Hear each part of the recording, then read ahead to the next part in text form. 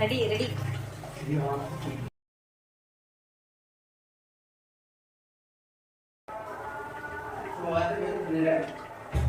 தின்னாதீங்க, நீங்க இல்லைன்னா போறேன். நீங்க வாங்க.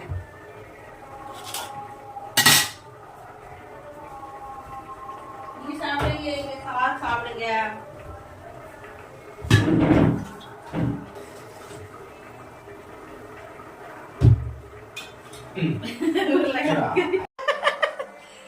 உங்களுக்கு கொழுப்பு கொஞ்சம் போட்டு இங்க பாருங்க. நல்லா இல்லையா? உலங்கி கறி செம. இதுக்கு இந்த கிண்டலுக்கு மட்டும் ஒரு குறைச்சல் இல்லை கேட்டலாம் உங்களுக்கு. எப்படி உங்க நிலைமை ஆவி கிடாக்கு?